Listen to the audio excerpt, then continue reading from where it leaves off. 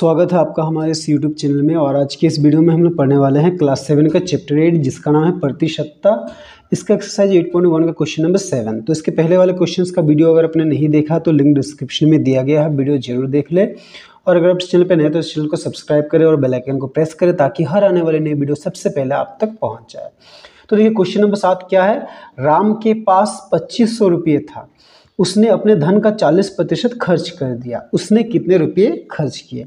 तो देखिए राम के पास कुल कितने रुपये थे 2500, उसमें से उसने क्या किया 40% खर्च किया, तो उसने कुल कितना खर्च किया। तो देखिए पहले जो दिया है पहले वो लिखते हैं, क्या दिया है कुल रुपया। तो कुल रुपये कितना है 2500। अब क्या दिया है खर्च का प्रतिशत। तो देखिए खर्च का प्रतिशत कितना दिया है 40%। तो अब हम लोग क्या निकालेंगे खर्च किए रुपये। तो देखिए खर्च किए रुपये कितना हो जाएगा 2500 का 40%। ठीक है, तो उसको क्या लिखेंगे 2500 लिखेंगे, का मतलब क्या होता है गुणा होता है। ठीक है, और 40% को क्या लिखेंगे 40% हटाएंगे तो नीचे 100। तो देखिए ये जीरो कट गया, ये जीरो कट गया। तो देखिए कितना बचा, देखिए 25 को 4 से गुणा करेंगे तो 100 आएगा, फिर देखिए ये जीरो। ठीक है, यानी कि 1000 रुपया उसने खर्च किया। तो ये हो गया हमारा आंसर। ठीक है, तो चलिए अब हम लोग क्वेश्चन नंबर 8 बनाते हैं। तो 8 देखिए क्या है। सीता 20 किमी की दूरी तय की, उसने इस दूरी का 80% भाग बस से तय किया, ये दूरी ज्ञात कीजिए।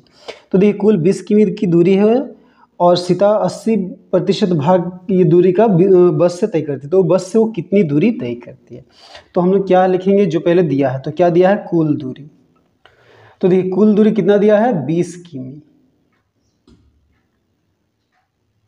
इसके बाद क्या है बस द्वारा तय दूरी का प्रतिशत। तो देखिए बस द्वारा तय दूरी का प्रतिशत कितना प्रतिशत है 80%। तो अब हम लोग क्या निकालते हैं बस द्वारा तय दूरी बराबर। तो देखिए बस द्वारा तय दूरी कितना हो जाएगा 20 किमी का कितना 80%।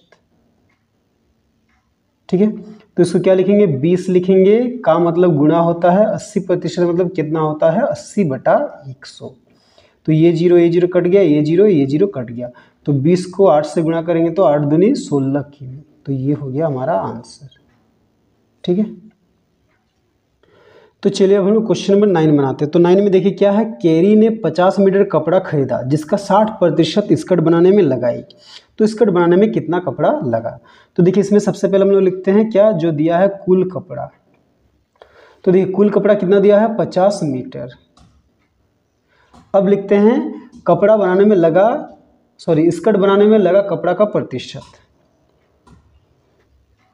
तो देखिए स्कर्ट बनाने में कपड़ा का प्रतिशत कितना प्रतिशत लगा 60%। तो अब हम लोग निकालते हैं स्कर्ट बनाने में लगा कपड़ा बराबर। तो देखिए इस पर स्कर्ट बनाने में लगा कपड़ा बराबर क्या हो जाएगा 50 का 60%। ठीक है, तो इसको क्या लिखेंगे 50 लिखेंगे, का मतलब गुणा लिखेंगे, 60% क्या लिखेंगे 60 और प्रतिशत को हटाएंगे तो नीचे 100।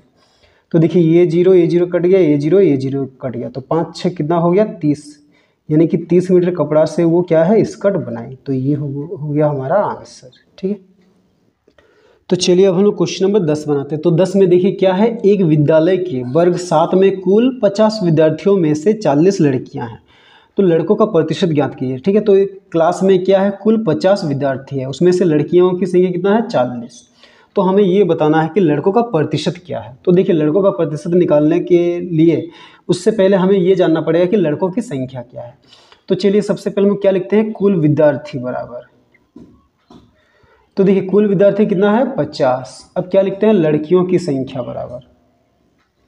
तो देखिए लड़कियों की संख्या कितना है 40। तो अब क्या लिखेंगे लड़कों की संख्या बराबर। तो देखिए लड़कों की संख्या के लिए क्या करेंगे कुल विद्यार्थियों की संख्या यानी कि 50 से लड़कियों की संख्या 40 को घटा देंगे। तो लड़कों की संख्या कितना आ गया 50 से 40 को घटाए तो 10। अब हम लोग क्या निकालेंगे लड़कों का प्रतिशत बराबर। तो देखिए लड़कों का प्रतिशत कैसे निकालेंगे। तो लड़कों की संख्या कितना है 10, कितना में से टोटल 50, तो 10 बटा क्या लिखेंगे 50। जैसे एग्जाम में आपको मार्क्स मिलता है ना, मान लीजिए 50 से 10 मिला तो उसको कैसे लिखते हैं 10 बटा 50। तो 10 लड़के हैं तो 10, कुल विद्यार्थी कितना है 50, तो 10 बटा 50। अब इसको प्रतिशत में बदलने के लिए क्या करते हैं 100 से हम लोग गुणा कर देते हैं। ठीक है, तो ये जीरो कट गया, फिर ये 5 × 5, 5 दूनी 10, तो क्या बचा देखिए 10 × 2, तो 10 दूनी 20% हो गया हमारा आंसर। ठीक है, तो चलिए अब हम लोग क्वेश्चन नंबर 11 बनाते हैं। तो 11 में देखिए क्या है, मोनी गणित की परीक्षा में 80 अंक में 60 अंक लाती है, प्राप्त अंकों का प्रतिशत ज्ञात कीजिए। तो देखिए मोनी क्या करती है, गणित की परीक्षा में कुल 80 अंक रहते हैं, उसमें से वो 60 अंक लाती है। तो ये जो 60 अंक आया है ये कितना प्रतिशत है, हमें वो निकालना है। ठीक है, तो सबसे पहले हम लोग क्या लिखेंगे, कुल अंक बराबर, तो कुल अंक कितना है 80। अब हम लोग क्या लिखेंगे, प्राप्तांक बराबर, तो प्राप्तांक कितना है 60। अब क्या निकालना है, प्राप्तांकों का प्रतिशत बराबर। तो देखिए प्राप्तांकों का प्रतिशत कैसे निकालेंगे, मान लीजिए आपको 80 में से 60 अंक आया है, तो इसको हम लोग कैसे लिखते हैं, आपको 60 मिला है तो 60 को ऊपर लिखेंगे, टोटल कितना में से मिला है 80, तो नीचे क्या लिखेंगे बटा 80। अब इसको प्रतिशत में बदलने के लिए क्या करते हैं, जैसे इसमें 100 से गुणा किए थे इसके पहले वाला में, इसमें हम लोग क्या करेंगे 100 से गुणा कर देंगे। ठीक है, तो ये प्रतिशत में बदल जाएगा। तो ये जीरो कट गया, देखिए 2 से कटेगा, 2 चौके 8 और 2 पछे 10, फिर ये 2 से कटेगा, 2 दूनी 4, ये 2 तिया 6 0, फिर ये 2 एकम 2, 2 15 में 30, तो क्या बचा देखिए 15 × 5 यानी कि 15 × 5 कितना होता है 75%। तो ये हो गया हमारा आंसर। ठीक है।